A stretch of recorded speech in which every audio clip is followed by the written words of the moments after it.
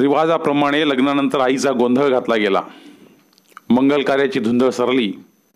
कार्याला आलेली मावळे मंडळी गावोगाव पांगली. भोसले कोळीची ठेव म्हणून पिवळ्या येसुबाईंना घेऊन पिलाजीराजे शिर्के शृंगारपुराकडे परतले. पौष मासाची अमावस्या तोंडावर आली. या अमावस्येला सुरव्याला गिरण पडणार अशी बोलवा मालो मुळकात उठली. प्रभाकर भट्टांनी पंचांग मांडून तिची खातरजमा करून घेतली. त्यांनी राजांना धर्मशास्त्राचा सल्ला दिला की तीर्थक्षेत्री जाऊन वस्त्रदान, धान्यदान, सुवर्णदान करून ग्रास पडणाऱ्या नारायणाची शांती करावी. राजाने त्यासाठी तीर्थक्षेत्र महाबळेश्वर मणी धरलं. फार दिवस मनी असलेली एक इच्छा या निमित्ताने राजे पूर्ण करणार होते. आपल्या मातुश्री आऊसाहेबांची आणि चंदनखोडासारख्या स्वराज्यासाठी झीज घेतलेल्या वृद्ध सोनोपंत डबीरांची राजे सुवर्ण तुलावर जोखणार होते. त्याच्या भारंभारा एवढे सोने दान करून सूर्याला ग्रासणाऱ्या राहू केतूंना गिराण सोडीचं साकडे घालणार होते. राजांच्या आज्ञा सुटल्या. केशव नारायण सबनीस आणि मुजुमदार निळो सोनदेव यांनी सोन मोहरांचे पेटारे हत्यारबंद धारकऱ्यांच्या पहाऱ्यात महाबळेश्वराच्या वाटेला लावले. प्रतापगडावरचे अर्जोजी यादव महाबळेश्वराच्या शिवालयासमोर सुवर्ण तुलेचा सज्जा उभारण्यासाठी पुढे गेले. शुभयोगावर राजाने जिजाऊ साहेब, बाळ शंभू राजे, पुतळाबाई, सोनोपंत डबीर आणि निवडक धारकर यांच्यासह गड सोडला. जिजाऊंना आणि सोनोपंतांना तुला दालनाची कल्पना राजाने दिली नव्हती. हटत्या हिवाळाचे साजरे पण अंगी मिरवणाऱ्या गर्द निळ्या वनराईत दडलेल्या तीर्थक्षेत्र महाबळेश्वरावर खासे मेने ठाण झाले. हे स्थान शिवाचे होते. निसर्गाने आपले अवघे शिवपण इथे मुक्त हस्ताने उधळले होते. राजाने पुढे होत हातजोड देऊन मासाहेबांना मेना उतार केले. पाठोपाठ पुतळाबाई, शंभूराजे मेन्यातून उतरले. सूर्य मावळतीला लागला होता. त्याच्या लांबट किरण फेकीत भोवतीचा परिसर देखणा दिसत होता. शंभूराजे भोवतीच्या मुलकाची सुरूरपण बघताच हरखून गेले. त्यांच्या उरात कसली तरी घालमेल उचलून उठू बघत होती. गरगर नजर फेकीत ते मिळेल तेवढे सारे डोळ्यात सामावून घेऊ पाहत होते. बाळराजांच्या छातीवरची कवड्यांची माळ लईत पण वाढत्या चालीने वर खाली होऊ लागली. कानातले सोन चौकडे डुलू लागले. ही कसली उलघाल आहे त्यांचे त्यांनाच उमगेना. जखडत्या नजरेने ते सभोवती नुसते बघतच होते. त्यांना काहीतरी जाणवत होते पण ते नीट पारखता येत नव्हते.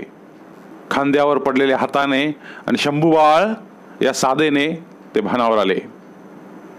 समोर आबासाहेब उभे होते. ते हसत म्हणाले, एवढं रोखल्या नजरेनं काय बघता आहात बाळराजे? आम्ही 2 वेळा साथ घातली, तुमचं ध्यान नव्हतं. शंभूराजे हसले. शिवलिंगाच्या त्या अवघ्या मुलखाच्या रोखाने हात फिरवीत म्हणाले, आम्ही हे सार बघत होतो महाराज साहेब. हे डोंगर, हे आभाळ, पक्षी, झाडं आमच्याशी बोलू बघताहेत असं आम्हास वाटलं. राजे ते ऐकून गंभीर झाले. बाळराजांचा खांदा थोपटीत म्हणाले, भाग्यवान आहात. झाडापेडांची बोलीभाषा कळायला योग्याचं किंवा कवीचं मन लागतं. फार थोड्यांना ते मिळतं. शंभूराजेने आबासाहेबांच्या कपाळावरच्या आडव्या शिवगंधावडे क्षणभर बघितलं. राजे बाळराजांना घेऊन तुला दालनाची सिद्धता नजरेखाली घालण्यासाठी सज्जाकडे चालले. महाबळेश्वराचा पुराणा डोंगर माता आपली कैक सालांची समाधी भंगवून त्या दोघांचे डोळाभर दर्शन घेत होता. त्याला एक शिवयोगी आणि मराठी बोलीचा पहिला राजकवी दिसत होता. सूर्यग्रहणाचा तळमळता दिवस उगवण्याच्या खटपटीला लागला. पहाट स्नान घेतलेले राजे, पुतळाबाई, मातुश्री आऊसाहेब, सोनोपंत डबीर आणि बाळराजे यांच्यासह सुवर्ण तुलेसाठी सजलेल्या सज्जाजवळ आले. पहाट मुहूर्तावर उपाध्यायांनी तुलेच्या अंगथोर रुपेरी पारड्यांची सवीत पूजा बांधली. मंत्रघोष उठू लागले. जिजाबाईंच्या शिवचरणांना हात लावून राजे अदबीने म्हणाले, मासाहेब चलावं, तुला दालनासाठी पारड्यात बैठक घ्यावी.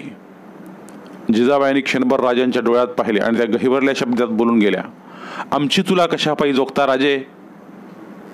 त्यांच्या सतईश पायावर पडलेली नजर तशीच ठेवून राजे म्हणाले, साक्षात सूर्यनारायणास पडणारं साकडं खुलं करण्यासाठी आपली नाही तर कुणाची तुला आम्ही जोखावी.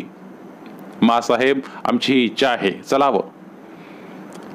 राजाने हात आधार देत जिजाबाईंना तुलेजवळ आणलं.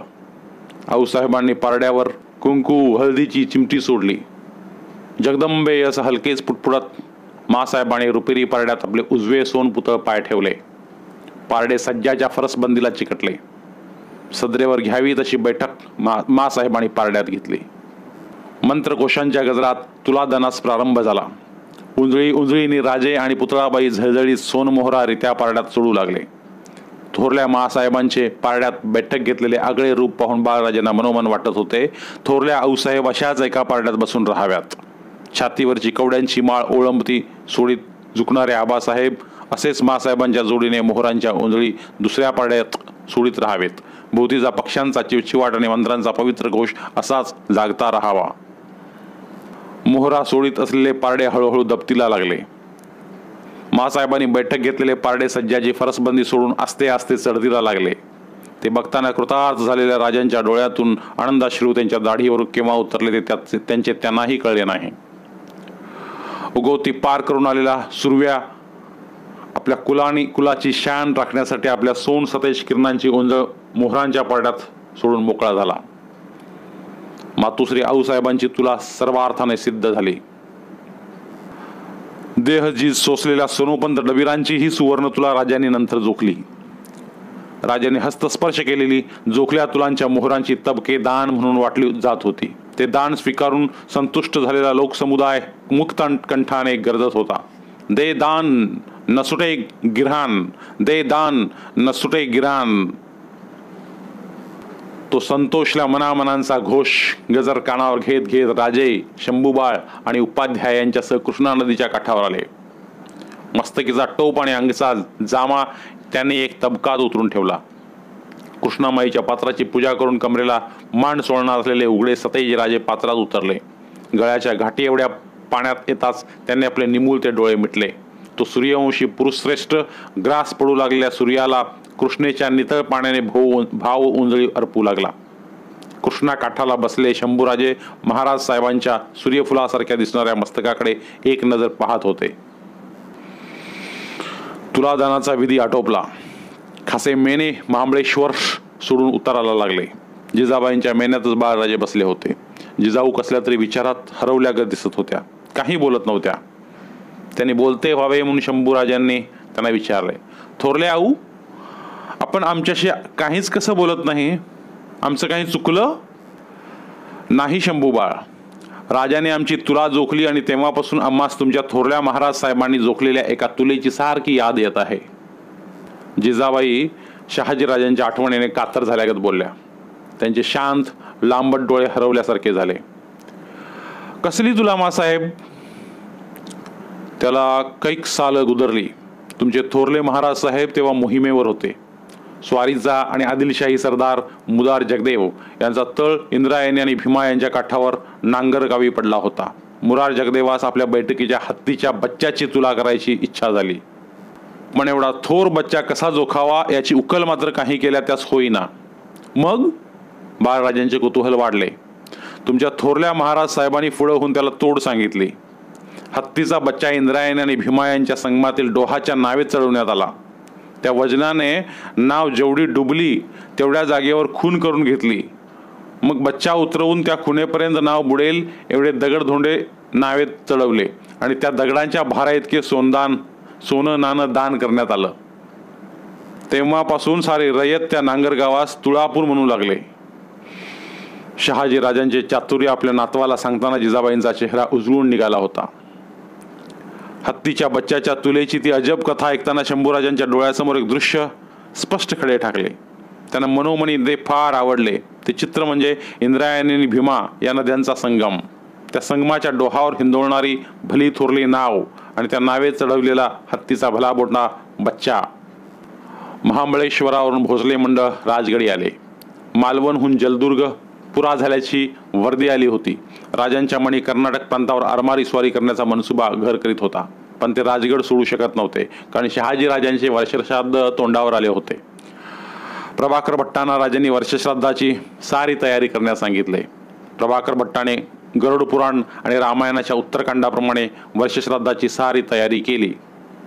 स्नान करून पेहराव चढवलेले, मनात शहाजीराजांच्या ठसठशीत आणि ओझरत्या आठवणी घोळवणारे राजे शंभूबाळांना संगती घेऊन जिजाबाईंच्या खासे महालात दर्शनासाठी आले. जिजाऊ साहेब फरसबंदीवरच्या बिछायतीवर बसल्या होत्या, उदास आणि अचल, स्वतःच हरवून गेलेल्या. त्यांच्या मणी शहाजीराजांच्या तडफदार वारेजोड आठवणींनी दाटी गेली होती.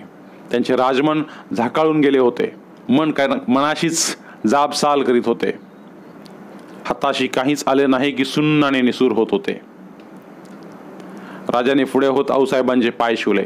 जिजाऊसाहेबांनी आपली मान वर उठवली. त्यांचे डोळे भरून आले होते. दाटल्या कंठात शब्द अडकून पडले होते. समोर शंभूराजे बघताच त्यांचे दाटले मंत्र गलबलून उठले. पुढे होत थोरल्या आऊसाहेबांच्या पायावर मस्तक ठेवण्यासाठी वाकणाऱ्या शंभूराजांचे गडबडीने उठून खांदे पकडीत त्यांना दूर सारी जिजाऊ स्वतःशीच बोलल्यागत म्हणाल्या, नको बाळराजे, आज तरी नको.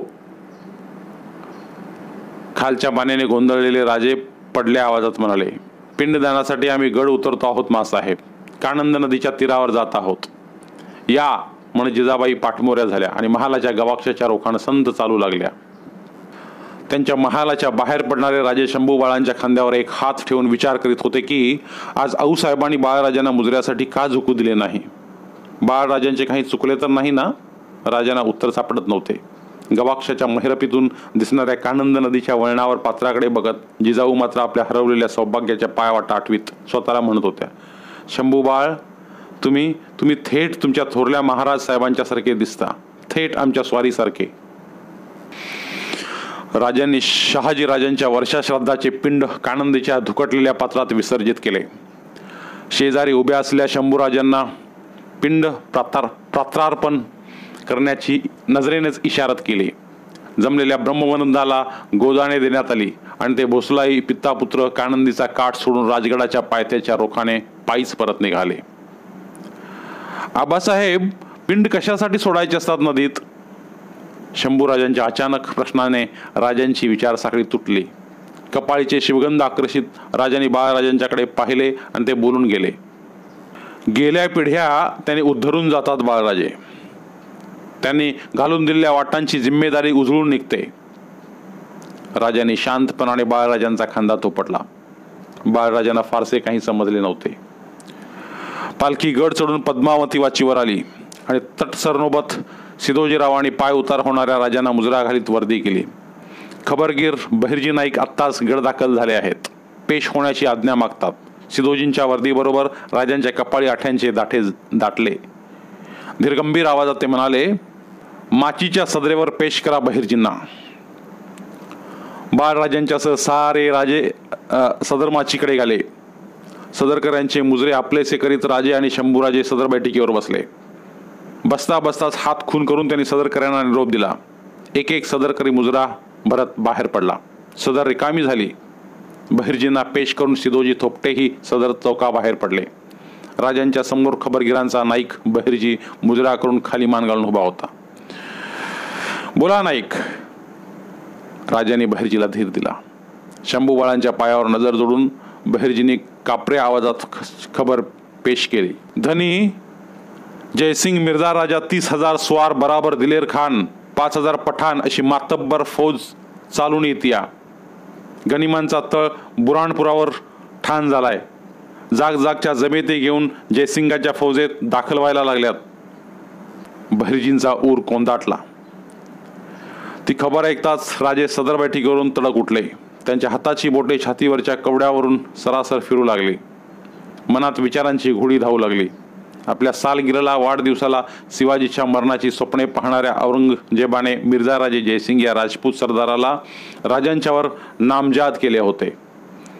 एका राजपुताकडून दुसऱ्या राजपुताला उखडून काढण्याचा काट्याने काटा काढू बघणारा राजकीय डाव औरंगजेबाने टाकला होता.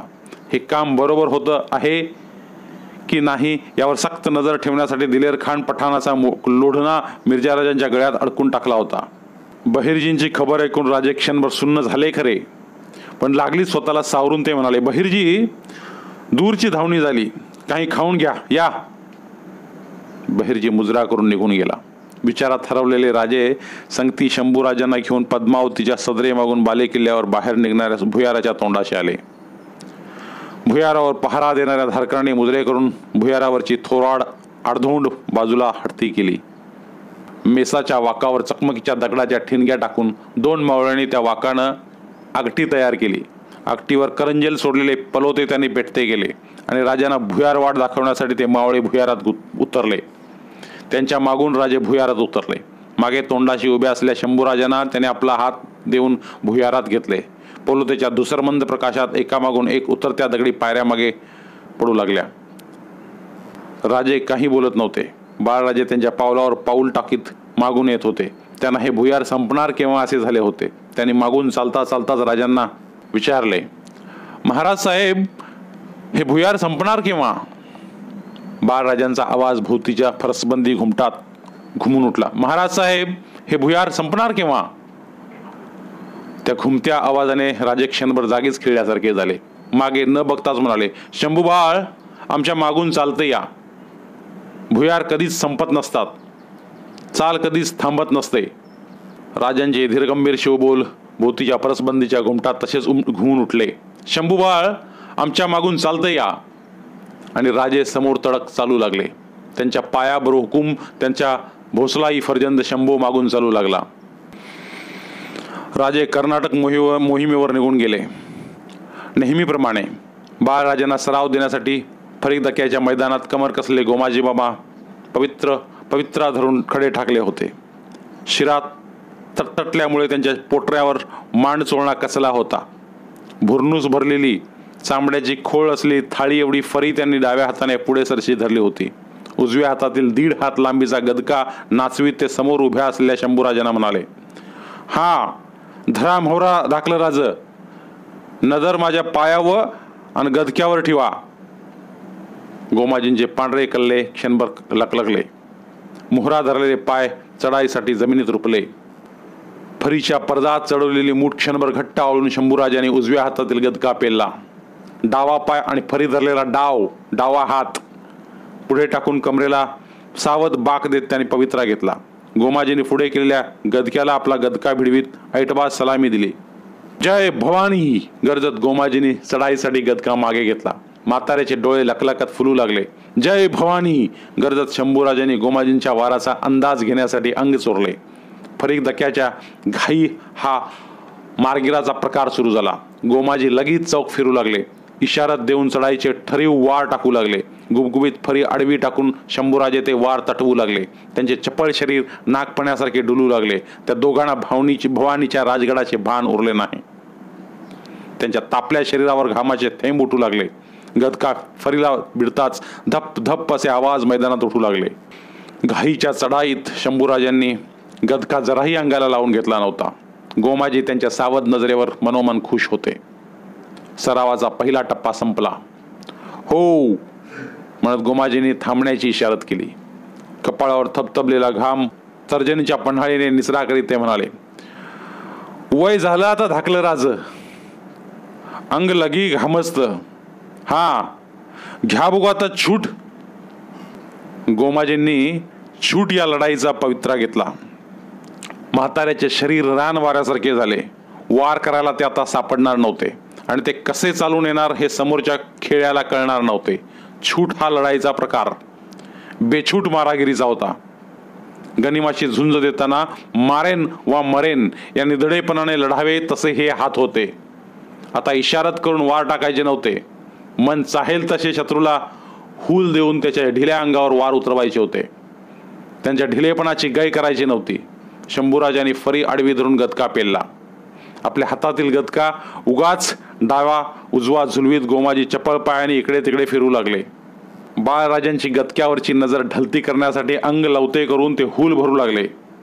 शंभूराजे गदक्यावर जोडलेली नजर हलवायला तयार नव्हते. तेही चाल हेरत सावध झुलू लागले. बाळराज वार कारीगर होणार, हा हुशार असा. गोमाजी धीमेपणाने बोलले. नाही होणार. नजर गोमाजींच्या हातातील गदक्यावरच जखडती ठेवून शंभूराजे निर्धाराने उत्तरले.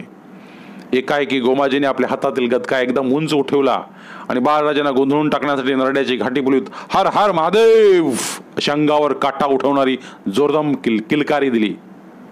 त्या किलकारीने शंभूराजे बिचकले. त्यांची फरी आडवी टाकायची चुकली. वार डोक्यावर होणार म्हणून त्यांनी फरी डोक्यापर्यंत वर उचलली आणि काय होते हे कळायच्या आतच गोमाजीच्या गदक्याचा जबरदस्त वार त्यांच्या छातीखाली आदळला. त्या कळीसरशी सनकलेले बाळराजे कळवळून उठले. एकदम हातातील गदका फेकून देऊन धावत जाऊन गोमाजींनी वार केल्या जागेवर आपला तळवा दाबून धरला. त्यांच्या थरथरत्या पांढऱ्या मिशातून शब्द आले. तुम्हाला असा वार टाकताना जीवाला काय वाटतं या कसं सांगावं. पर बेहुशार राहू नका. हत्यार चालवायचं म्हणजे दिल तयार असायला लागतो. लढाईत ह्या परास लई मोठा गदारोळ उठतो. बाळराज त्यानं कच खाऊन नाही भागायचं.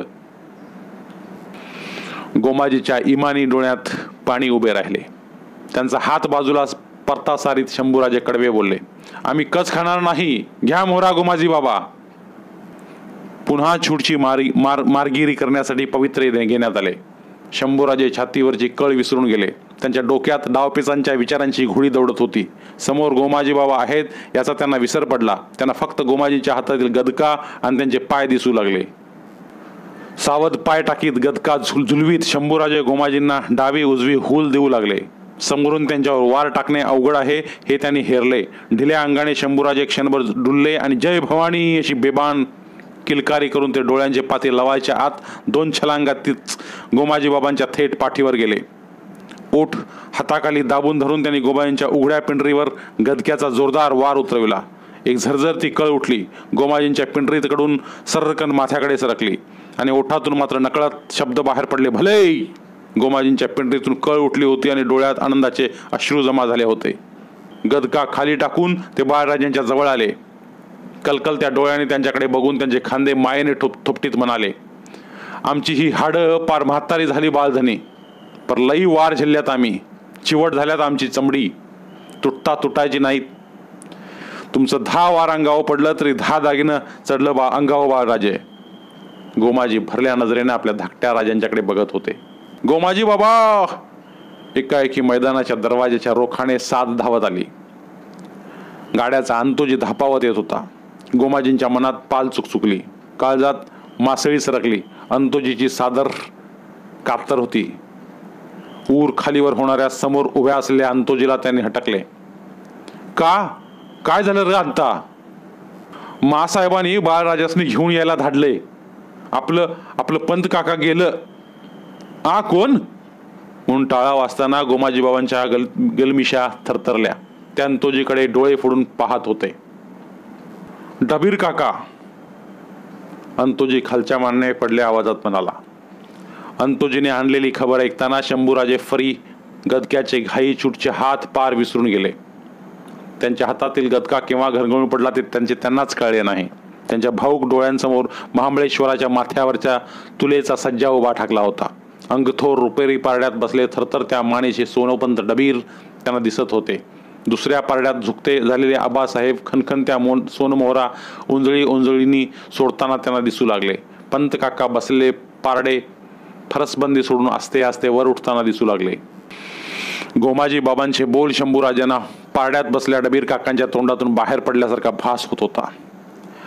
आमची ही हाडं पार म्हातारी झाली, पर लई वार झेलल्यात आम्ही. राजे बसनूर स्वारीवर गेल्याला 1 महिना लोटला. होळी पुनवेचा दिवस राजगडावर उजाडला. गडावरच्या मानकरी मावळ्यांनी कानंदखोरीत शोध तपास घेऊन ऐनाची सरळ चखोट होळी तोडून ती वाजत गाजत गडावर आणली. होळी चौकात अंबवतीनं नटलेली होळी खडी टाकली. पुनवेचा थाळ्या एवढा चंद्र 12 मावळाचे कातळकडे पार करून उगवती बाहेर आला. झोपडा खोपटात पोळीनी कटाच्या आमटीवर ताव मारलेले मावळे मस्तकावर कंगणीदार लाल पिळाच्या पगड्या चढून होळी चौकात जमाव करू लागले. चौकात होळीचा लाकडी हुडवा रचण्यात आला होता. खाशा स्वाऱ्यांसाठी बैठकीचा चौथरा सिद्ध ठेवला होता. लोखंडी भावकड्यांना थरारून टाकीत रणहलग्यांची कातडी तडतडू लागली. ती रोमांचक तडतड गडावरून उतरून कानंद खोऱ्यात पसरून घुमू लागली. गडमाथ्यावर चांदण्याच्या दाट चंद्ररसाचे पाट वाहू लागले. अंगी निळ्याशार जामा घेतलेले मस्तकी केशरी टोप चढवलेले शंभूराजे कमरेला आवळलेल्या जमदाडीच्या मुठीवर डाव्या हाताचा तळवार उतवीत जिजाऊ साहेबांच्या खासे महालात आले. होळी चौकातून वर्दी आली होती. खाशा स्वारीनं चूड दिल्याशिवाय होळी पेटती होणार नव्हती. होळीचे खेळे खोळंबले होते. जिजाबाईंच्या पायांना हात लावण्यासाठी शंभूराजे झुकते झाले. त्यांना उठती करीत जिजाबाई म्हणाल्या, बाळराजे जा, हुडव्याला चूड देऊन या. होळकरी खोळंबलेत. मासाहेब. शंभूराजे काहीतरी बोलणार होते पण संकोचले. शब्द ओठात ठेवून थांबले. काय झालं? जिजाबाईंनी मायेनं त्यांना विचारलं. शंभूराजे गप्पच होते. बोला, मणी असलेलं साफ करावं. जिजाऊंनी धीर दिला. जिजाबाईंच्याकडे आदराने बघत शंभूराजे म्हणाले, तुम्ही याल आमच्या संगती? होळीचा हुडवा पेटतो, जळत्या हुडव्यातून खेळे नारळ बाहेर काढतात, खूप मजा येते, याल? ते ऐकताना जिजाऊंचा ऊर भरून आला. मनात विचारांची कारंजी उसळली. आम्हाला कधी कुणी बरोबर या असा आग्रह केला नाही. आम्ही जातो म्हणून ठरवलेल्या वाटेनं आम्हाला जाता आलं नाही. जिजाबाईंना गप्प निसूर बघून शंभूराजे वरमले. चुकलं आमचं, म्हणत झुकता मुजरा करीत मागल्या पावली 5 कदम मागे हटू लागले. जिजाबाई म्हणाल्या, थांबा, आम्ही येतो आहोत. आणि ते ऐकत असताना शंभूराजांच्या डोळ्यात पुनवेचे दहीदाट चांदणे उतरले. अंगाभोवती शालनामा लपेटून घेतलेल्या मासाहेब बरोबर शंभूराजांना घेऊन होळी चौकाकडे चालल्या. प्रतापगडाची जगदंबाच आपल्या बालभुजत्याला घेऊन चालावी तसे ते दृश्य दिसत होते. एक जाणता स्त्रीवसा आपल्या नेमत्या बाळवशाला घेऊन चालला होता. खाशा आऊसाहेबांची स्वारी बाळराजांच्यासह होळीचा मान रोखण्यासाठी येते आहे ही खबर वाऱ्यासारखी होळी चौकात पोहोचली होती. हरकून गेलेल्या मावळ्यांच्या जमावात चैतन्याचे कसे उधाण उठले. रणहलग्यांनी टिपेच्या सुराची तडतड घुमवायला सुरुवात केली. निळो सोनदेव, प्रतापराव सिलीमकर, झुंजारराव मरळ, गोमाजी बाबा, सिदोजी थोपटे, अंतोजी आणि रायाजी अशा सरमजामात जिजाऊ आणि शंभूराजे होळी चौकात आले. मावळ्यांचा चंदेरी कालवा थांबला. रणहलग्यांच्या टिपऱ्यांची तडतड निसूर झाली. आबाळातून झिरपणारे चांदणेही किनभर स्थिरावले. शंभूराजांच्या सह जिजाऊ चौथऱ्याच्या खाशा बैठकीवर सुखावल्या. चौकातल्या हुडव्याचा मानकरी हाती पेटता सूड घेऊन मुजरा करीत मासाहेबांच्या सामने आला. अदबीने म्हणाला, होळीचा मानाचा सूड धाकल्या राजांनी हुडव्याला द्यायला पाहिजे मासाब. जिजाऊंनी मान वरती करून शंभूराजांच्याकडे बघितले. शंभूराजे बैठकीवरून उठले. मासाहेबांच्या पायांना हात लावून ते चौकातल्या हुडव्याजवळ आले. मानकराने आपल्या हातातील चूड त्यांच्या हाती दिली. आपली नजर शंभूराजाने हातातील चुळीच्या उसळत्या ज्वाळेवर क्षणभर रोखली. चूड अधिकच पेटून उठली. जय भवानी गरजत शंभूराजाने होळीच्या लाकडी हुडव्याला चूड दिली. आगीची पाखरे आबाळाच्या रोखाने झेपावू लागली. हुडवा धडधडू लागला. तोंडाच्या हलग्यावर पालथ्या मनगडांच्या टिपऱ्या पडून घुमल्या. होळीने सूर धरला. शंभूराजे बैठकीच्या चौथऱ्यावर येऊन बसले. नारळाची फळे पेटत्या हुडव्यात धडाधड फेकली जाऊ लागली. ती बाहेर काढण्यासाठी आग वेड्या धाडशी मावळ्यांनी हुडव्याभोवती रिंगण धरले. एक एक निधडा हात बेधडक रसरस्त्या निखाऱ्यात घुसू लागला. होरपळून मागे हटू लागला. रोखल्या नजरेने जिजाबाई हुडव्याच्या चटचटत्या लाल पिवळ्या ज्वाळांकडे बघत होत्या. त्यांच्या मनात शिवाजीराजांचे विचार रिंगण धरून फिरत होते. कुठं असतील राजे? काय करत असतील? मासाहेब, शंभूराजांच्या आवाजाने त्या भानावर आल्या. काय बाळराजे? अशाच एका होळी सणाला आम्ही आबासाहेबांना विचारलं होतं. काय आबा, तुम्ही काढाल काय हुडव्यातील नारळ बाहेर म्हणून? मग काय म्हणाले ते? जिजाबाईंनी उत्सुकतेने विचारले. म्हणाले, कोशिश करू. शंभूराजाने उत्तर दिले. ते ऐकताना डोकीवरचा पदरटा काठ ठीक करीत जिजाबाईने एक लांब निश्वास सोडला. बाळराजांच्याकडे बघत त्या म्हणाल्या, शंभू बाळ, प्रसंग ठाकलाच तर तुम्हासही आणि आम्हासही ती कोशिश करणे पडेल. होळी पुनवरात चांदणे पेरत गडावर चढत होती. मावळे निखाऱ्यातील नारळ फळे हुडव्यात हात घालून बाहेर काढीत होते. होळीच्या मानाची सोनकडी शंभूराजे मासाहेबांच्या साक्षीने मानकऱ्यांना बहाल करीत होते. त्यांना किंवा जिजाऊ साहेबांना काहीच कल्पना नव्हती की बसनूर लुटून गोकर्ण महाबळेश्वरापर्यंत शिवलिंगाचे दर्शन घेऊन नेमके आजच राजे कारवार बंदरावर उतरले असतील. कारवारात टोपीकर इंग्रजांच्या वखारी लुटण्याचा राजांचा मनसुबा होता. पण शेरखान हा आदिलशाही सरदार फौजेनिशी होळीच्याच दिवशी कारवारात घुसला होता. त्याने 5000 होनांची खंडणी राजांना देऊन कारवार वाचवले होते. त्यांच्याकडून आलेले खंडणीचे 5000 होन थैलीबंद करून कारवार सोडताना राजे सरलष्कर नेताजींना म्हणाले, आज शेरखानाने आमच्या होळीची शिकार घालवली. कर्नाटक प्रांतीची लूट घेऊन राजे कारवार भीमगड मार्गे राजगडावर आले. गडावर येताच त्यांना खबर मिळाली की औरंगाबादेत शहाजादा मुअज्जमची भेट घेऊन मिर्झाराजे जयसिंग आणि पठाण दिलेर खान पुण्याच्या रोखाने कूच झाले आहेत. पावसाळी नदी क्षणाक्षणाला फुगावी तशी मुर्जाराजांची फौज फुगून 80,000वर गेली आहे. जवारचा राजा अफजल खानाचा मुलगा फाजल खान, जावळीकर, मोरे, देसाई, दळवी ह्या राजांच्या शत्रूंना मित्र मानून त्यांच्या मिळतील तेवढ्या जमेती पोटात घेऊन 80,000ची हिरवी वावटळ चालून येत होती. ती येती प्रचंड लाट परतवणे शक्य नव्हते, थोपवून धरणे अशक्य होते आणि नुसते बघत राहणे तर केवळ असह्यच होते. 12 मावळाचे आघाडीचे गडकिल्ले आता बंदिस्त राखणे भाग होते. बाले किल्ल्याच्या सदरेवर राजे चिटणीस बाळाजी नखले त्यांचे मायने मजकूर सांगू लागले. त्यांच्या उजव्या हाताच्या तर्फेला संभाजीराजे बसले होते. सदर बगल धरून मोरोपंत, कुर्तोजी गुजर, येसाजी कंक, मानाजी भोसले, मुरारबाजी, नागोजी आणि बहिरजी फरजंद, निराजी पंत, अन्नोजी दत्तो अशा मंडळींनी बैठकीचा फेर धरला होता. कुणीच काही बोलत नव्हते. राजे मजकूर सांगू लागले. बाळाजींच्या हातचे शहामृगपीस कुरकुरू लागले. अक्षरांचे मोती उमटू लागले. प्रस्तुत जासुदांनी समाचार आणला की मिर्जा राजा जयसिंग राजपूत बरोबरी दिलेर खान पठाण 80,000 बाकी फौज घेऊन चालून येतो आहे. तरी तुम्ही जेवढे जेवढे कदीम जाणते असाल ते बरे सावध हुशारीने जागचे जागी असणे.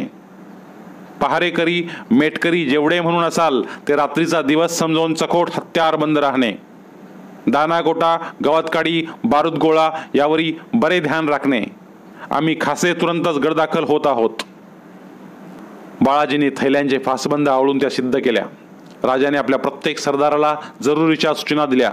ते धीराने प्रत्येकाशी बोलत होते, पण त्यांच्या मुद्रेवरची चिंतेची काजळी प्रत्येकाला खोल कुठंतरी जाणवत होती. उभा राजगड जखडल्यागत झाला होता. महाराज सरदारांना देत असलेल्या सावध सूचना संभाजीराजे विस्मित मनाने ऐकत होते. संभाजीराजांना घेऊन राजे सदरेवरून आपल्या महालात आले. मिर्झा राजे कोण प्रकारची चाल घेईल याचा विचार करण्यात ते हरवले होते. संध्याकाळची लांबट किरणे अजून बाले किल्ल्यावर रेंगाळत होती. मंचकावर बसलेले बाळराजे अस्वस्थ फेऱ्या घेणाऱ्या राजांकडे एक नजर बघत होते. शेवटी न राहून त्यांनी राजांना विचारले, महाराज साहेब, राजपूत म्हणजे काय? राजांचे फेऱ्या घेणारे पाय तो प्रश्न ऐकताच जखडल्यासारखे झाले. तो प्रश्न राजांचे काळीज पार चिरत गेला होता. क्षणभर ते बाळराजांच्याकडे बघतच राहिले. मग धीम्या पावलाने ते मंचकाजवळ आले. शंभूराजांच्या डोळ्यात आपले डोळे खोल रुतवून दाटल्यासारख्या घोगरट आवाजात त्यांना म्हणाले, राजपूत म्हणजे राजाचे पुत्र, राजाचे फर्जंद, राज्य करणारे. पण ही फार जुन्या काळची बाब झाली. आता राजपूत राजबंदे झाले, नमक-हिलाल चाकर झाले. तुम्ही राजपूत आहात, आम्ही राजपूत आहोत आणि मिर्झा राजाही राजपूतच आहे. आणि मग राजे कितीतरी वेळ शंभूराजांना राजपूतांना, मिर्झा राजे, औरंगजेब, मोगलशाही याबद्दल बरंच काही सांगत राहिले. एक दीर्घ निश्वास फेकता सोडून ते मंचकाजवळ गवाक्षाच्या महिरपीजवळ आले. महालाच्या रोषनाईकाने अजून बैठकीत पेटते टेंबे चढवले नव्हते. राजांना उगाच आपली राजमुद्रा आठवली. प्रतिपचंद्र रेखेव वर्धी विश्ववंदिता. मंचक उतरून राजांच्या पाठीशी येऊन संभाजीराजे उभे राहिले. त्या दोघा पितापुत्रांना परशूचा आकार घेत डुबतीला लागले सूर्यबिंब दिसत होते. शंभूराजांच्या मनात विचार घोळत होते, आम्ही राजपूत आहोत, मिर्झा राजा ही राजपूतच. कसा असेल तो मिर्झा राजा? आबासाहेबांच्या सारखा? छे, मग महाराज साहेब यांच्या एवढे त्याच्यासाठी एवढे चिंतित पडलेच नसते. बाहेर ऊन तावत होते. उभा राजगड आता पळून निघत होता. संभाजीराजांच्या महालात आपल्या गोंदल्या हाताने माठातील थंडगार पाण्याचा पेला शंभूराजांच्या हाती देताना दधाराऊ म्हणाली, कायली होती या जीवाची निस्ती. आणि तिने आपल्या कपाळावर दाटी केलेला घाम डाव्या हाती पदरने घेऊन निपटला. इतक्या जिजाबाई महालात आल्या. घाम पुसलेल्या अंगावरचा पदर धारावणे लगबगीने ठाके टिक केला. शंभूराजे आऊसाहेबांना बघताच कमरेत वाकले. पेला डाव्या हाती घेत त्यांनी मुजरा केला. घ्या म्हणत जिजाऊनी पुढे होत पेला त्यांच्या ओठांना भिडवला. पाणी पिताना बाळराजांना पापण्या क्षणभर मिटल्या गेल्या. जिजाऊंची नजर त्यांच्या कपाळीच्या 2 दळी शिवगंधावर गेली. सकाळी त्यांनीच ते बाळराजांच्या कपाळी रेखले होते. गडावर अनेक दासदासी होत्या. राजांचा 7 राण्यांचा राणीवासा होता. पण बाळराजांच्या कपाळी शिवगंध रेखण्याचे काम जिजाबाईंनी कुणाच्याही हाती आजवर जाऊ दिले नव्हते. त्यांचे ते समाधान होते. कसले होते, कसे होते हे कुणालाही सांगता येणार नव्हते. हातचा रिता पेला बाळराजांनी चौरंगावर ठेवला. जिजाबाई त्यांना काही बोलणार होत्या. इतक्यात पाली दरवाजावरची गडचडीची दुडदुडणारी नौबत सर्वांच्या कानावर आली. जिजाऊंचा चिंताक्रांत आक्रसलेला चेहरा क्षणभर त्यामुळे उजळल्यागत झाला. चला बाळ शंभू, राजे गड चढताहेत, सदरेवर जाऊ. जिजाबाईंनी बाळराजांचा हात आपल्या हाती घेतला आणि त्या सदरेच्या रोखाने चालू लागल्या. तोरणा, प्रतापगड, चंदनवंदन, रोहिडा, पुरंदर अशा 12 मावळातील आपल्या साऱ्या किल्ल्यांची नाकेबंदी नजरेखाली घालून राजे राजगडाकडे परतत होते. पद्मावती माचीवर राजांची पालखी ठाण झाली. माची मागून निघणाऱ्या भुयार मार्गाने राजे बाले किल्ला चढून वर आले. सदर प्रवेश करणाऱ्या राजांना जिजाबाई डोळे जोडून बघत होत्या. राजांचे कपाळ घामाने डबडबून गेले होते. 2 दळांचे शिवगंध त्यामुळे चौकाठाने उघळले होते. ते बघताना जिजाबाईंच्या जीवाची नुसती काहिली होत होती. राजे राजगडावर आल्याला 8 दिवस लोटले नसतील तोच दिलेर मिर्झाची प्रचंड शाही फौज मुळामुठीचे पाणी घुसळून टाकीत पुण्यात घुसली. गौर, हडा, बुंदेला, राठोड, कचवाह, चंद्रावत अशा राजबंद्या राजपुतांच्या केसरी डेऱ्या राहुट्यांची प्रतिबिंबे मुळामुठीच्या पाण्यावर तरंगत हिंदोळू लागली. दिलेर खानाच्या दिमतीखाली सगळ्या जातीचा खान पुण्यात ठाण झाला. हत्ती, घोडे, उंट यांच्या कालव्याने प्रांत पुणे सुन्न झाला. अब्दुल्ला खान, फत्ते लष्कर, महेली या अगडबंब तोफांची भांडी तोफखान्याचा प्रमुख वीर आतिश खान याने रांगेत आखून ठेवली. पाठीकडे झुकत झालेले किमॉश डोक्यावर घेऊन चुनीदार विजारीचे डगल जाम्यावर झगमगीत जाकिडे चढवलेले दिलेरचे पठाणी आणि बहलिया हशम घोडे फेकीत पुण्यात धुमाकूळ घालू लागले. डोक्यावर केशरी साफे बांधलेले हनुमंट्याजवळ दाढ्या पिळलेले मिर्झा राजांचे कुंवर, सिंग आणि ठाकूर राजांच्या खबरा उचलण्यासाठी 12 मावळात घुमू लागले. आले. दिल्ली दरबाराचे सगळ्यात ताकदवर आक्रमण मराठी दौलतीवर चालून आले. प्रभू रामचंद्रांच्या रघुकुलाचा वारसा सांगणारा मिर्झा राजा राजांचे श्रींचे राज्य तसनस करण्यासाठी स्वामीनिष्ठेच्या खिल्लती काबे पांघरून आला. येताना तो रणचंडीचा कोटी यज्ञ पेटवून आला होता. त्यात काही कमी पडायला नको म्हणून तो आता मराठी मुलकाची होळी पेटविणार होता. त्याची उमर 60 वर्षांची होती. 60ला बुद्धी नुसती नाटीच होत नाही तर खोटी सुद्धा होऊ शकते. कारण आजवर जे कधीच घडले नव्हते ते आता घडणार होते. मराठे राजपूत एकमेकावर उभे हत्यार धरणार होते. सूर्यवंशाकडून लवकरच एक साक्षात सर्जा सूर्यच ग्रासला जाणार होता. पुण्यात येताच मिर्झा राजाने तळाचा कब्जा आपल्या हाती घेऊन राजा जसवंत सिंगाला रिहा केले. जसवंत सिंग दिल्लीच्या रोखाने कूच झाला. आपल्या डेऱ्यात बसून हुक्क्याच्या नळीतून धुराचे फव्वारे फेकीत दिलेर खान शिवाजीच्या कुठल्या किल्ल्यावर आग ओकावी या खयालात डुबून गेला होता. मुहम्मद तखार, रसूल बेग, रोजमानी, कुर्बत खान, सय्यद बुखारी, तुर्कताज खान, जबरदस्त खान, गैरत आणि मुझफ्फर, मीर आतिश खान हे शाही बंदे हात बांधून त्यांच्या समोर खडे होते. आपल्या आलिशान शामियानात खूप खुशबूदार सरबताचे घोट घशाखाली सोडीत मिर्झा राजा शिवाजीवर किती ढगांच्या चाली रचाव्यात याचा विचार करीत होता. उन्हाच्या तलखीने त्याचे पातळ ओठ पुन्हा पुन्हा सुकत होते. सरबत कामी येत नव्हते. अफजल खानाला ऊर भेटीत फोडणारा, शास्त्रीय खानाची बोटे छाटणारा, शाही सुरतेची शान लुटणारा सेवा त्याच्या डोळ्यांसमोरून हलत नव्हता. मध्येच त्याच्या कपाळावरची केशरी कुलटीला आक्रसत होता. चढत्या उन्हाबरोबर त्याच्या जीवाची नुसती काहिली होत होती. नेहमीच्या पूजेतील स्फटिक शिवलिंगावर राजाने आपल्या सडक बोटांनी बेलपत्रे वाहिली. क्षणभर आपल्या दळदार पापण्या मिठत त्याने हात जोडले. हे शिवलिंग कैक वेळा त्यांच्याशी न सांगता येणाऱ्या बोलीत बोलत आले होते. काजळणाऱ्या त्यांच्या मनाला हे स्फटिक स्वच्छ करीत आलेले होते. आज मात्र कधी नव्हे ती निळाशार कंठाची भस्ममंडित अशी साक्षात शिवाची मुद्राच त्यांच्या मिटल्या डोळ्यांसमोर खडी टाकली. तिचा दाट निळा कंठ बघताना राजांचे उभे राजेपणाचे भान थरकून उठले. त्यांनी डोळे उघडले. समोरचे स्वच्छ शिवलिंग अंगभर तळपतच होते. शेजारी उभ्या असलेल्या संभाजीराजांना राजांनी नजरेने शिवलिंगावर बिल्वपदे वाहण्याची इशारत केली. शंभूराजांनी तबकातील 2 बेलपत्रे स्फटिक सुंदर शिवलिंगावर वाहिली. राजांनी मिटले तसेच त्यांनी हात जोडून आपले डोळे मिटले. त्यांच्या मिटलेल्या छोटेखानी डोळ्यांसमोर मात्र महाबळेश्वराच्या माथ्यावर कृष्णेच्या पात्रात गळाभर पाण्यात उतरलेल्या आबासाहेबांची शिवपिंडासारखी दिसणारी मुद्राच क्षणात उभी टाकली. ती दिसताच त्यांनी जोडलेले हात उचलून आपल्या कपाळावर नेऊन भिडवले. चला, राजे त्यांच्या खांद्यावर हात चढवीत म्हणाले. आणि शंभूराजांच्या सह राजे जिजाबाईंच्या महालाकडे निघाले. जिजाबाईंना वंदन करून ते त्यांच्या सोबतीने राजगडाच्या बालेकिल्ल्याच्या सदरेवर आले. सदरेवर लष्कर, सरलष्कर नेताजी, आनंदराव, कुडतोजी, येसाजी, मोरोपंत, निराजी, रावजी, कर्माजी, अण्णाजी दत्तो, सिदोजी, रघुनाथपंत कोरडे अशी मंडळी हात बांधून उभी होती. कुणाचीच मान वर नव्हती. अदब मुजरे झडले. राजे जिजाबाई आणि बाळराजे सदर बैठकीवर बसले. वरमी बाण लागलेले पाखरू चित्कारण्याची ताकद नसल्याने तसेच फडफडत जावे तसे काही क्षण गेले. एक सेवक जगदंबेच्या भंडाऱ्याची परडी घेऊन सदरेवर राजांच्या समोर आला. काही न बोलता त्याने हाताची परडी राजांच्या समोर पेश केली.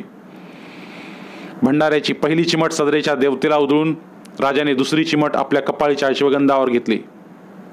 भंडाऱ्याची परडी सदरभर फिरली. इमानी कपाळे भंडाऱ्याने भरली. राजांच्या हात इशारतीवर सगळी मंडळी बसती झाली. भयान शांतता पसरली. कधी नव्हे एवढ्या जाणवणाऱ्या गंभीर आवाजात राजे बोलू लागले. आम्हास ज्याची धास्ती होती ते समोर आले. औरंगशाहच्या मणी आमचे श्रींचे राज्य सलते. ते बुडवावे म्हणून त्याने नामजाद दिलेले दिलेर व मिर्झा पुण्यावर उतरले. मिर्झा राजांची चाल अजून खुली झाली नाही, पण आम्ही ती जाणतो. आता त्याच्या जमेदी कोंढाणा किंवा पुरंदराच्या रोखाने कूच करतील. औरंगशाहास रजाबंद करण्यास मिर्झा राजा हरहुन्नरी कोशिश करेल. बोला मंडळी, तुमची जाणती मसलत बोला. राजे थांबले. बोलताना त्यांचे तोंडी औरंगशाहाचं नाव येताच त्यांचे पेटून उठणारे डोळे आणि कातर आवाज संभाजीराजांना जाणवून गेला. राजपुताच्या गोटावर मारत्या शमशीरनं चाल घेऊया. कुडतोजी गुजर मान उठवून म्हणाले. तुमच्या निधड्या स्वभावाला धरून बोललात कुडतोडजी, पण राजपूत एवढा गाफील नाही. मागच्या सरदारांच्या गफलती त्याच्याकडून होणार नाहीत. बादशहाच्या 2 डोया त्याने बघितल्या आहेत. राजे शांतपणे म्हणाले. मोगलाई मुलकात घुसून हुल देत त्याला अंगावर घेतला तर? नेताजींनी आपली थोराड पगडी डोलावीत मसलत पेश केली. मंच बोललात नेताजी, आम्ही तीच कामगिरी तुम्हाला जोडून देणार आहोत. परड्यांच्या परगण्यात तुम्ही फौजबंद होऊन उतरा, पण हा हुन्नर ही किती नतीजा पावेल आम्हाला शक आहे. मिर्झा राजे मुत्सद्य आहे, धीमा आहे. सगळे सदरकरी खामोश झाले. कुणालाही काही सुचत नव्हते. बराच वेळ राजे बोलत होते. मिर्झा राजाचा पठाण दिलेरचा हुबेहूब परिचय करून देत होते. औरंगजेबाच्या चालबाज धूर्त राजकारणी डावाची उकल करून सांगत होते. शेवटी ते म्हणाले, आम्हास औरंगजेबाच्या कडव्या चालीची खंत वाटत नाही. कीव वाटते ती मिर्झा राजांची. दिल्लीपती होण्याची त्याची योग्यता. तोच आज आमच्या पहाडखायांच्या मुलखात बादशहाचा नमखिलाल चाकर म्हणून मिरवतो आहे. आता श्रींची इच्छा बलवत्तर, आमचा भार त्यांच्यावर, म्हणत राजे उठले. मने जखडलेले सदरकरी उठले. त्यांच्यातील रघुनाथपंत कोरड्यांच्याकडे बघत राजे म्हणाले, रघुनाथपंत, तुम्ही जरा आमच्या महाली भेटा. राजांच्या पाठीवर झगमगणाऱ्या जाम्यावरच्या जरीबतूच्या ठसठसीत कोयरीवर डोळे जोडून जिजाबाईंच्या बरोबर चालताना संभाजीराजे कसल्या तरी विचार भिंगरीत अडकले होते. राजांच्या महालात येताच त्यांनी राजांना विचारले, हा औरंगशाह कसा कोण लागून गेला आहे की तुम्ही त्याच्याबद्दल इतकं बोलावं? त्यांच्या प्रश्नाने जिजाबाई आणि राजे चमकून एकमेकाकडे बघतच राहिले. आपल्या फर्जंदाला औरंगजेबाची खुणगाठ कशी द्यावी हे राजांना क्षणभर उमगलेच नाही.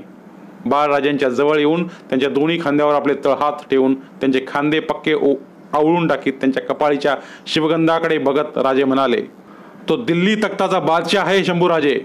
तो आम्हास कधीच दिसला नाही. तसा तो त्यांच्या बंद्या सरदारांशिवाय कुणासच दिसत नाही. पण त्याची करणी मात्र आम दुनियेला दिसते. त्याच्या सख्या भावांना दिसली, खुद्द त्याच्या जन्मदात्या बापाला दिसली. राजे बोलता बोलता थांबले. आम्ही त्या औरंगशाहाला भेटून विचारावं म्हणतो. संभाजीराजांचे बोल पुरे झाले नाहीत. राजांनी त्यांच्या ओठावर आपली तर्जनी ठेवी झटकन त्यांची जबान रोखली. हा शंभू बाळ, सांब करो आणि तुमच्यावर तो प्रसंग कधीच न येवो. चौरंगावरील तबकात ठेवल्या स्फटिक शिवलिंगाकडे बघत राजे म्हणाले. मिर्झा राजाने आपली चाल खुली केली. 3 पवित्र्यात त्याचे सैन्य हलू लागले. सुप्यापासून जोडलेल्या पिछाडीच्या प्रत्येक ठाण्यावर तो हत्यारबंद जागती शिबंदी पेरत आला होता. आपल्या प्रचंड फौजेचे गिधाडी पंख त्याने आता 12 मोळात पसरले होते. खासा तो आणि दिलेर खान दोघे गुजरातीचे ताकदवर सैन्य घेऊन किल्ले पुरंदराच्या रोखाने कूच झाले. मीर आतिश खान आणि निकोलो मनुची या गोऱ्या दरोग्यांच्या नजरेखाली खडखडाट करीत मिर्झा राजांचा तोफखाना पुरंदर जवळ करू लागला. पेटली. 12 मावळांची होळी ऐन तावत्या उन्हात पेटली. डोंगर पायथ्यांना आसरा धरून उभी असलेली मौजी खुर्द बुद्रुके घोड्यांच्या दौडत्या टापाखाली रगडली जाऊ लागली. सरपणाच्या रानशेनी आणि काटक्या गोळ्या करण्यासाठी बाहेर पडल्या तरण्या ताठ्या कुणबी बायका काफर की अदौलत कमीने की औरत म्हणत चालत्या घोड्यावरून घेऊन त्या हातपाय झाडीत किंचाळत असताना पळवल्या जाऊ लागल्या. त्यांच्या थरकत्या किंकाळ्या मावळ्याच्या दऱ्यात गायब होऊ लागल्या. दावणीची जनावरे नंग्या तेगीनी दावी छाटून तांड्या तांड्याने मोगली गोटांकडे साकारली जाऊ लागली. शेपट्या उचलून खूर झाडीत नवख्या मुलखाकडे फेसाडत धावताना त्या श्राप तांडे केविलवाने हमरू लागले. दिवसा ढवळ्या पेटत्या मशाली घेऊन वाडी खेड्यात घुसणारे पठाणी, तुर्की, मुघल, बहालिया, हशम गंजी घरट्यांना मशाली भिडवू लागले. वेठ बिगार करून घेण्यासाठी पकडलेल्या कुणब्यांच्या पाठी कोरड्यांच्या फटक्यांखाली फुटू लागल्या. गावेच्या गावे लुटली, जाळली, रगडली जाऊ लागली. काढण्या चढवून ताणीव गाव चौकात आणल्या मावळ्यावर कोरडे ओढताना दिलेरचे हशम गर्दना मागे टाकीत खदखदा हसत विचारू लागले, सुवर की औलाद, कहा है तुम्हारा शिवाजी. उभ्या मुलखाचे सुरूर पण चुकत चालले. तावत्या उन्हात 12 मावळावर अवखळा उतरू लागली. शाही फौजेचा गरगरता वरवंटा अश्रापांच्या मोडक्या तोडक्या संसारावर निर्दयपणे फिरू लागला. माणसे हकनाक मरू लागली. राजेवाडी सासवड मार्गाने पुढे सरकलेला फौजवंद दिलेर खान पुरंदराच्या पायथ्याला भिडला. पाठोपाठ भुल्लेश्वराच्या खिंडीतून मिर्झा करेपठारावर उतरला. किल्ले पुरंदरला अफाट शाही फौजेचा घेर पडला. कऱ्हा नदीच्या काठाला ठोकलेल्या खुंट्यांना जखडलेल्या तणावांचा आधार घेत केशरी करड्या रंगाच्या राहुट्या, डेरे, तंबू, शामियाने उठले. हत्ती उंट चित्कारू लागले. पुरंदरच्या सदर दरवाजाच्या बाजूला खासा दिलेर, किरतसिंग, मीर आतिश खान, इंद्रमन बुंदेला, उदयभान गौर, रसूल बेग, जबरदस्त खान यांनी आपल्या बरकंदाज हशम्यांचे वळे उभे केले. मोर्चे रोखल्या तोफांच्या भांड्यांची तोंडे किल्ल्यावर बेसुमार आग ओकू लागली. किल्ले पुरंदर हा जोड किल्ला होता. पूर्वेच्या बाजूला रुद्रमाळ उर्फ वज्रगड हा छोटेखानी किल्ला होता. त्याला धरून पुरंदराच्या माच्या पसरल्या होत्या. मध्ये होती एक निरुंद खिंड, भैरव खिंड. वज्रगडावर पुरंदराची सारी मदार होती. तो गडच मंदिराच्या पायरीसारख्या होता. पायरी ओलांडली की पाऊल जसे मंदिरात तसे वज्रगड पडला तर पाऊल किल्ले पुरंदरात. आता जोड होती पुरंदराच्या पराक्रमाची आणि दिलेरच्या दंग्याची. गडावर रामोशी, महार, कोळी आणि कहार या धारकऱ्यांची 1,500 शिबंदी होती. त्याला आधार होता त्यांच्या नेकीचा आणि राजांनी स्वतः नेऊन रुजू केलेल्या मारत्या समशेरीच्या काळभैरव पट्टेबाज मुरारबाजींचा. राजगडाच्या पद्मावती माचीवर कबिल्याचे मेने सिद्ध होते. जिजाबाई, सोयराबाई आणि राजे बाले किल्ला उतरून पद्मावती माचीवर आले. बरोबर संभाजीराजे, सखुबाई, राणूबाई, अंबाबाई आणि नानीबाई असा राजांचा गोतावळा होता. आता राजांच्या घरचीच झालेली धाराऊ होती. मोरोपंत, अण्णाजी दत्तो, येसाजी, रघुनाथपंत, कुडतोजी, निराजीरावजी ही मंडळी महासाहेबांना निरोपाचे मुजरे घालायला माचीवर आली होती.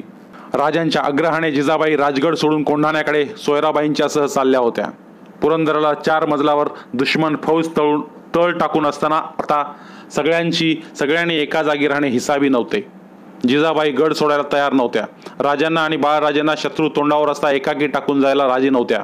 पण राजांनी हर तऱ्हेने त्यांची समजूत घालून त्यांना जाण्यास तयार केले होते. राजांनी पुढे होत मासाहेबांच्या हाताने पाय लावले. संभाजीराजांनी आऊसाहेबांच्या पायावर कपाळ टेकवले. त्यांना उठवून जिजाबाई म्हणाल्या, आम्ही निघालो बाळराजे, आता राजांच्या महाली झोपत जा. ते उद्गार ऐकताना राजांचा ऊर गलबलून गेला. संभाजीराजांनी सोयराबाईंच्या पायावर मस्तक ठेवले. पण सोयराबाईंचे त्यांच्याकडे लक्षच नव्हते. त्या गड सोडण्यापूर्वी नजर फक्त मिळतील तेवढे राजे डोळ्यात भरून घेण्यात गुंतल्या होत्या. राजांची नजर समोर दिसणाऱ्या निशाण चौथऱ्यावरच्या उंच निशाणा काठीवरच्या जरीपटक्यावर होती. जिजाऊंच्या जात्या स्वारीला सगळ्यांचे नमस्कार मुजरे झाले. पुरंदरच्या वेड्याला 15 दिवस लोटले. किल्ले पुरंदर प्राणबाजीने भांडत होता. रात्री बेरात्री गडावरचे मावळे तुकड्या तुकड्याने दिलेरच्या गोटावर एल्गार करीत चालून जात होते. सावध असलेला दिलेर निकराने छापे मोडून काढीत होता. हत्यारे चालवताना कामी आलेल्या धारकऱ्यांची प्रेते गड उतरंडीवर तशीच पडत होती. हाती लागल्या प्रेतांच्या पायांना काढण्याचे फास आवळून घोड्यांच्या टापेला बांधून त्यांची दिलेरच्या गोटासमोर फरफटती धुळदिंड निघत होती. करेपठार पेटत्या तोफांच्या भांड्यांच्या दणक्याने दणाणून निघत होते. अस्मान धुराणे काळवंडत होते. महार, कहार, कोळी, रामोशी मरत होते. मरता मरता झुंजत होते. आपल्याच धिप्पाड पठाणी हशमांच्या घामेजल्या उघड्या पाठीवर कोरडे ओढीत फत्ते लष्कर, अब्दुल्ला खान, महेली या अवजड तोफा दिलेर, मीर आतिश खान आणि निकोलो मनुची यांनी वज्रगडावर वर्मी आगमार करतील अशा उंचीच्या धमधम्यावर आणल्या. त्या दणकत्या 3 नागिनींनी वज्रगडाला खिंडार पाडले. गडाला पान लागले. दिन दिन आक्रोशत पठाणी, बहलिया, मोगल हशम उन्हाने तळपती नंगी हत्यारे पेलत सुलतान डवा करीत वज्रगडावर तुडून पडले. गडावरचे चालते फिरते हत्यारे थांबले. वज्रगड पडला. श्रींच्या कंठातील रुद्रमाळ तुटली. दिलेरचे पठाणी पाय पुरंदराच्या पायरीवर पडले. आता तो निकराने मंदिरात घुसणार होता. किल्ले पुरंदरात. धनी लई झडझुड घेतली पर अपयश पदरात आलं. आम्हाला तोंड दावाया जागा नाही. आता होतर आमच्या गर्दना मारा, होतर कडेलोट करा, तेवढं मरांतरी किरत म्हणून मागे राहील. वज्रगडचा किल्लेदार खालच्या मानेर राजांच्या समोर आपल्या उरातला कड मोकळा करीत होता. एक राजकारणी डावपेचाची चाल म्हणून वज्रगडाच्या कैदी म्हणून सापडलेल्या किल्लेदाराला आणि 200 मावळ्यांना मिर्झा राजाने हसत सोडून दिले होते. राजे किल्लेदाराला काय सजा फरमावतील याचा चिंतातूर मुद्रांनी अंदाज करीत निळो सोनदेव, कुर्तोजी, मोरोपंत, अण्णाजी दत्तो ही मंडळी सदर जोत्यावर उभी होती. सदर बैठकीवर संभाजीराजांच्या सह बसलेले राजे किल्लेदाराचे पिळवटल्या कडाचे बोलणे ऐकून उठले. संत चालत ते हम चौकात आले. किल्लेदारांच्या खांद्यावर आपल्या आजानुबाहूचा तळवा चढवीत म्हणाले, किल्लेदार, काय फरक केलीत तुम्ही आमची? आम्ही हारजीत मोलाची मानित नाही. एवढी मुठभर शिबंदी घेऊन तुम्ही दर्यासारख्या गनिम फौजीची शर्तीने झुंजलात. आज आमचे हात आखडते आहेत, नाहीतर तुम्हा साऱ्यांच्या पाठीवरच्या डालीत आम्ही शिगोशिग मोहरा भरल्या असत्या. मुजुमदार, राजाने मुजुमदार निळो सोनदेवांना याद फरमावली.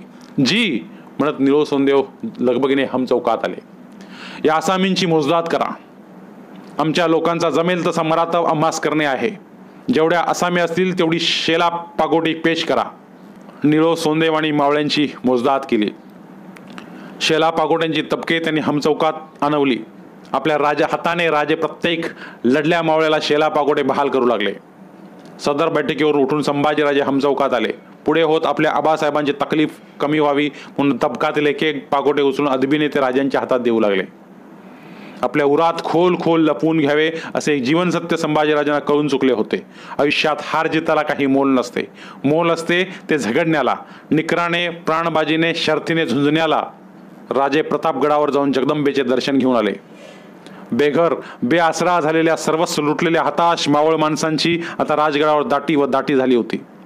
12 मावळांच्या चौकोण्यातून हुसकललेल्या, उद्ध्वस्त झालेल्या लोकांचे रोज नवे नवे तांडे राजगड चढत होते.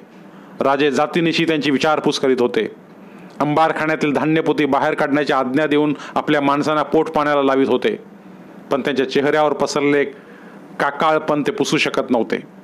हा सल राजांच्या मनात खोलवर सलत होता. नेहमीसारखे राजे संभाजीराजांच्या सह बाले किल्ला उतरून लोकांच्या भेटीगाठीसाठी पद्मावती माचीवर आले. गडाच्या सुवेळा, संजीवनी, पद्मावती या तिन्ही माच्यावर मार खाल्लेल्या मावळ्या कुणब्यांची दाटी झाली होती. किरणे मावळतीला आली होती. राजे पद्मावतीच्या सदर चौका बाहेर पडले. त्यांच्या पाठीशी शंभूराजे होते.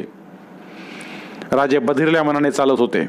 माणसे पायावर लोटांगणे घालू लागली. एकाएकी त्या कोंदटल्या गर्दीतील हैबतबा पांढरे हा 420 वर्षांची उमर झालेला म्हातारा राजांच्या मागून चालणाऱ्या शंभूराजांना बघून गलबलून गेला. त्यांचे पांढरे कानकल्ले थरथरले. लटलटत्या हाताने भोवतीच्या कुणब्यांची गर्दी फोडी तो पुढे झाला. शंभूराजांचा हात आपल्या सुरकुतल्या हाताने घेऊन धरून तो कापऱ्या कातर आवाजात म्हणाला, थांब वाईच माझ्या लेकरा, डोळं भरू दे माझं. त्याचे बोल ऐकून राजे थबकले. त्यांनी मागे वळून बघितले. म्हातारा हैबतबा आपल्या रखरखीत थरथरत्या तळहाताचे पंजे संभाजीराजांच्या रसरशीत गालावरून फिरवित होता. ते फिरवताना त्याच्या म्हाताऱ्या पांढरट डोळ्यातून उठलेली पाण्याची धार त्याच्या पांढऱ्या गलमिशात उतरू लागली. काय झालं बाबा, डोळ्याला पाणी का? राजाने त्याला विचारले. म्हाताऱ्या हैबतबाने चटदिशी बाराबंदीच्या हातोप्याने आपले डोळे पुशीत जाब दिला. कुठं काय आहे धनी, म्हातारपणानं डोळं पाजरतेत वाईच. हैबतबा आपला कड राजांच्या समोर उघडायला राजी नव्हता. बाबा, आम्ही तुम्हास लेकरासारखे, जे सल्ले ते आम्हास बोलले पाहिजे. राजे म्हाताऱ्याच्या काळजात घुसले. हैबतबाची सुरकुतली मान लटलट कापू लागली. त्याने निकराने उरबंद केलेला कड डोळ्यांचे बांध फोडून पुन्हा बाहेर फुटला. लटलट त्या आवाजात तो म्हणाला, काय सांगू राजा, काय रया राहिली नाही. माझा एकुलता योक लोक येडा झाला. तिची तरणी ताटी बाईल त्याच्या मुसक्या आवळून त्याला झाडाला बांधून त्याच्या मोहर रक्किसांनी आपल्या अंगाखाली किर घेतली. राजा उठाय मराय उठान तराय नसताना घोड्यावर घालून ते भडवं घेऊन गेलं तिला. तपावून डोसकं चक्कारलं माझ्या लेकाचं. त्याचं एकुलतं याक पोर होतं. ते खोपटाच्या दारात मरून पडल्यागत होतं. शिवारातनं वाडीत आलो आणि ह्यो इस्कोट दिसला नजराला. या हातानं त्या पोराला मुठ माती दिली म्या राजा. तुझ्या या धाकल्या धन्याला बघताना त्या पोराची सय झाली. एवढ्याच उमरीचं होतं ते. मूल नाव होतं त्याचं. आता नाही नजर पडायचं. कशा पायनं पोट जळाय शिदा देतोस मला राजा. ही म्हातारी गर्दन तुझ्या हत्यारनं उतरून दे फेकून तटावरनं. नाही नाही सोसवत ह्यो नरक राजा. म्हाताराने आपले तोंड ओंजळीत झाकले. पोरासारखं तो स्पुंदू लागला. हैबतबाचं बोलणं ऐकताच राजांचे उभे अंग न अंग ताठरले. डोळे संतापाच्या ठिणग्या फेकू लागले. पण त्या म्हाताऱ्याचे सांत्वन करायला राजांना शब्द सापडेनात. छातीवरच्या कवड्या तटबंदीच्या दगडा एवढ्या आकार घेऊन जीव दबवून टाकता येत असं त्यांना वाटलं. म्हाताऱ्या हैबतबाच्या खांद्यावर हात ठेवताना राजांच्या डोळ्यातून टपटपत पानमोती कोसळले. ते बघताच मात्र कमरेत वाकलेला जक्क हैबतबा एकदम ताठ खडा झाला. पेटत्या डोळ्याने डोक्यावरची लाल पिळाची चक्री पगडी झुलवीत म्हणाला, नाही राजा, आण हा या म्हाताऱ्या धाईची तुला. डोळ्यात पाणी आणू न ग. आमची कुणबाऊ जात घायपातावाने. योक मेला तर धाव पाजतील. पर तू जगदंबेच्या दंडातला ताईत हैस ताईत. खतर हाय. ह्या समध्यासनी तारशील तर तूच मुजरा राजा. राजांना मुजरा करून हैबतबा समोरच्या गर्दीत घुसला. दिसेनासा झाला. सुन्न झालेले राजे संजीवनी माचीकडे पुढे न जाता तसेच माघारी फिरले. रानरागू, भोरड्या, धनछडी या पक्ष्यांचे कितीतरी थवेच्या थवे गडाच्या माच्यावरून कलकलत झेपावत गुंजन मावळाच्या रोखाने मावळतीला चालले होते. त्यांचा कलकलाट नेहमीसारखा बिनघोर नव्हता. भेदरट कातरलेला होता. राजांना तो जाणवला. ते पक्षी दिलेरच्या तोफखान्यातील भांड्यांच्या उडणाऱ्या भयानक दणक्याने भेदरून करेपटार सोडून गुंजन मावळ्याच्या आसऱ्याला चालले होते. नवख्या रानाशी जमवून घेताना त्यांचा कलकलाट बदलला होता.